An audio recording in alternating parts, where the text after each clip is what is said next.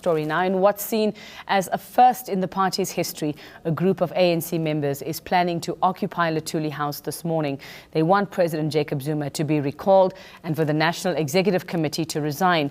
Another demand is for ANC stalwarts to organize a consultative conference by December and to disband the Fees Commission. Nicholas Bauer has been at Luthuli House since early this morning, keeping an eye on preparations ahead of that march, that protest march later. Nicholas, a very good morning to you once again. We're now in the thick of Monday morning traffic there in the middle of Johannesburg. Just tell us what's the situation there at the moment with more police seemingly on the scene now. Well, yes, good morning to you, Veka. Yes, more police have arrived, a very large contingent from the South African Police Service as well as the Johannesburg Metro Police Department. And as you may see, individuals in camouflage loitering around Luthuli House here. They've formed a perimeter around ANC headquarters here. I tried to get a couple of them to perhaps join us on air to discuss why they are holding a Defend Luthuli House in opposition to this this call to occupy Luthuli House. And well, none of them agreed to chat to us on air. They said that they're basically here to defend the revolution from charlatans and prevent the ANC being hijacked by disgruntled members that don't want to follow internal processes. Maybe a little bit alarming is the fact that we've also got Presidential Protection Services out here as well.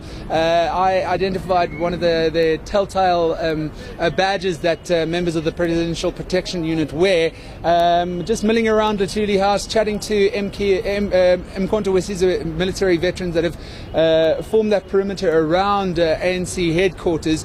When I asked exactly what Presidential Protection Services were doing here, I was met with a very curt none of your business and told to march along on my way. So we wait with bated breath to see exactly what's going to go down here this morning. No sign of any Occupy Luthuli House protesters as of yet. We're hopefully going to be able to speak to them during the course of the morning. But if you can just see behind me here, police have cordoned off Helen Joseph Street, the old President Street, which is of course the corner of Pixley Kaseme, which is the street in which ANC headquarters Luthuli House finds itself.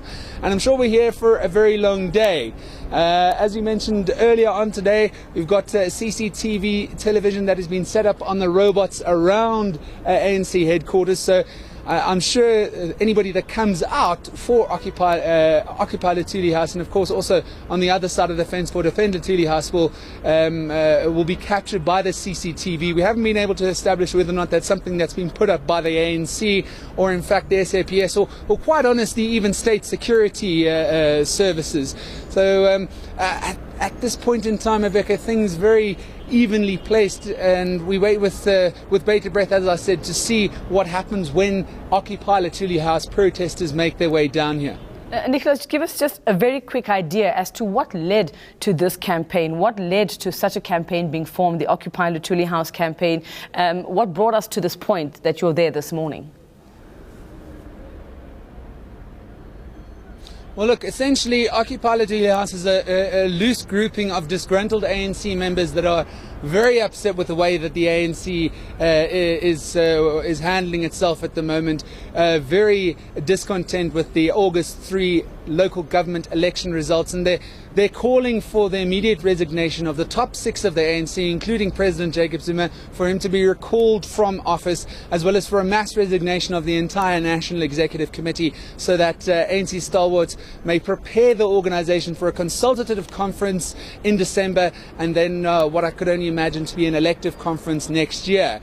In terms of it being a solid formation, we don't know how big this movement is. I mean, the people that held the press conference last week, Friday, that was interrupted by ANC Youth League members from the Tshwane region, seem to mostly come from the Gauteng contingent of the Fees Must Fall movement, because that also being one of the other demands of the Occupy Luthuli House Guard, if you will, is that the current fees commission that is looking into what percentage fees should rise at universities, if at all, they're asking for the immediate disbandment of that. And if you have a look back in ANC history, the last time we saw members of the governing party marching against itself was way back in 2011 on the very first day of Julius Malema's disciplinary hearing, when he was still a member of the ANC, when he was president of the ANC Youth League. Violent clashes between ANC members and of course members of the SAPS and JMPD that day.